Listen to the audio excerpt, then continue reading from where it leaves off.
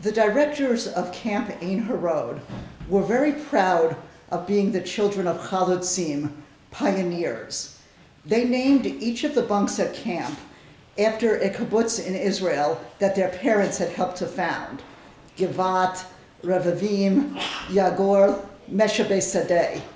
And they devised a number of activities that were intended to instill in us that pioneer spirit that had made the desert bloom.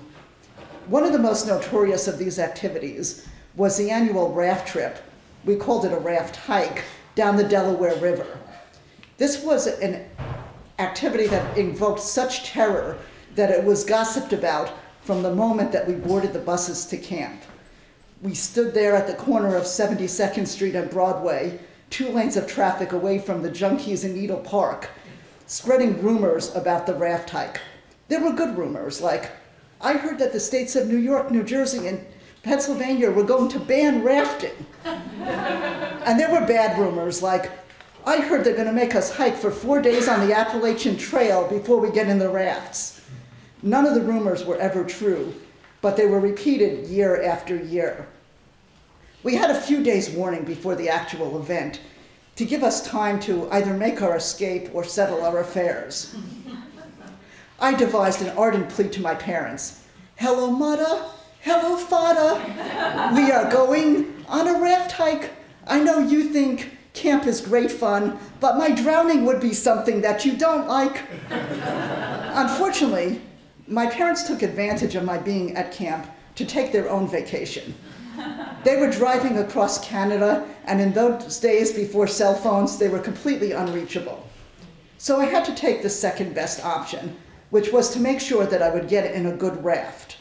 Now, the camp had 6 4-person rafts. There were 34 campers going on the trip, so there would be 5 or 6 of us in each raft. Now, as an adult, I'm a very pragmatic person. If you asked me what books I'd want with me on a desert island, I would pick Practical Shipbuilding and a guide to foraging for wild plants. If you asked me today who I wanted to be on an overloaded raft with going down a wild river, I would choose some strange criterion like maybe the ability to paddle a boat. But I was a 13-year-old girl. I had to be with my best friend, Debbie, despite the fact that she couldn't swim a stroke and was terrified of the water, and the boy I had a crush on, Ira. That crush was not based on his nautical capabilities, but on his hair. Ira had the best Jufro in camp. To fill out the boat, we had Danny, the silent, brooding boy who Debbie thought was romantic, Jeff, Ira's best friend, and Naomi, the girl who Jeff had a crush on. Naomi was probably the most useful person on the raft. See, she was not allowed to chew gum at home. And so she used the 6 weeks of the summer to make up for that and was determined to go through an entire year's supply of Doublemint.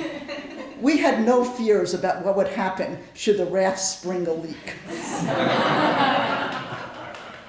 The actual morning of the raft hike started just like every other morning at camp.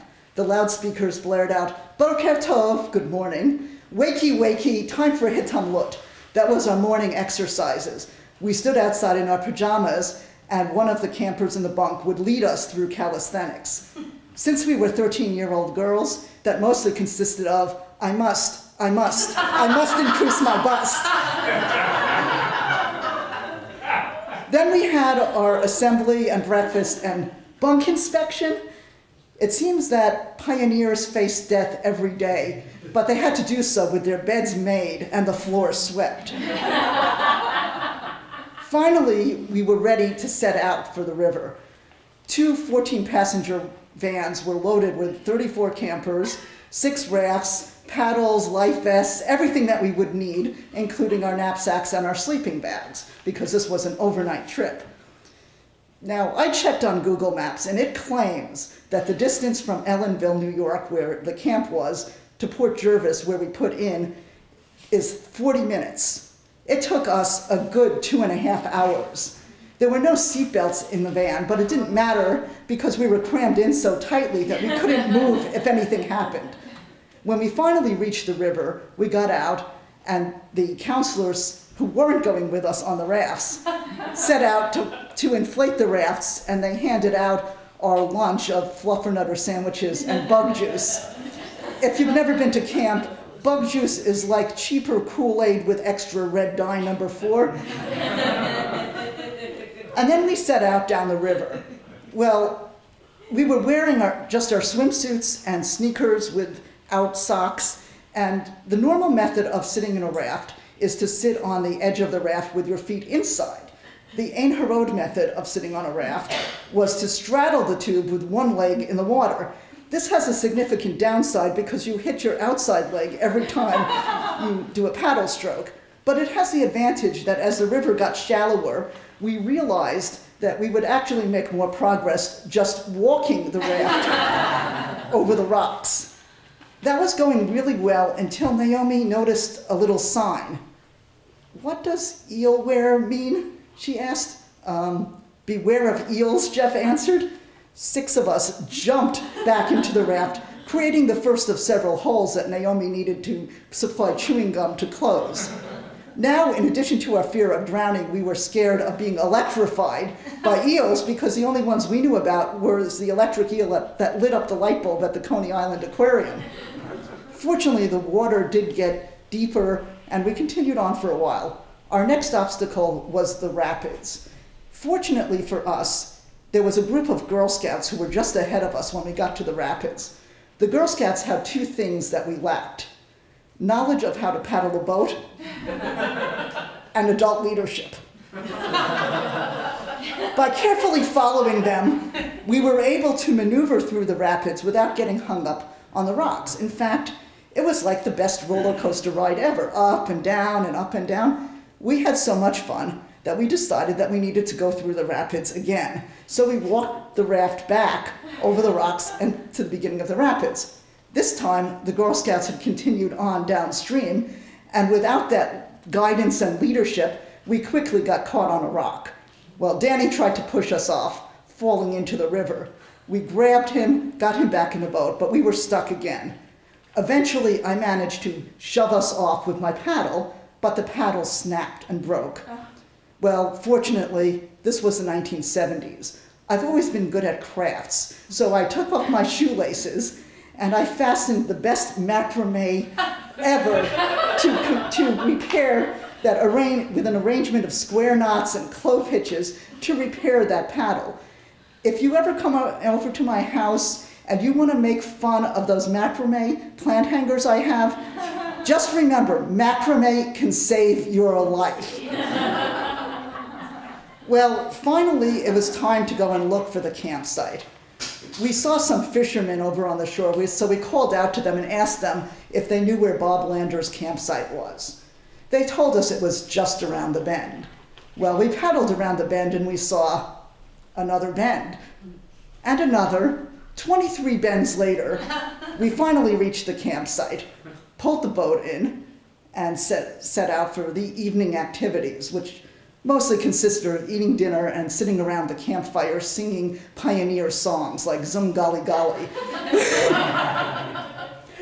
Well, we also, every raft was assigned a time to patrol the campground. And we got a time that was right in the middle of the night. That really disturbed our sleep because we were all worried about sleeping through our patrol time. And then we were worried after we got back to sleep about sleeping through when we were going to leave in the morning. And also, it wasn't clear to me exactly what we were patrolling for. I dutifully walked up and down and around the campsite with my flashlight, but I wasn't sure if we were looking for Arab terrorists or bears, and what I would do if I saw either one of them. The second day was pretty similar to the first, although by now I had exchanged the broken paddle for one that was intact. We did have a few spares. And by now the raft was about 30% chewing gum. We managed to get through a smaller set of rapids and finally reached the point where we were taking out and we were going to go in the vans back to camp. We were the second raft to finish, so we had a long wait. The third raft, the fourth, the fifth showed up, and we waited another hour, 2, and the sixth raft didn't show up.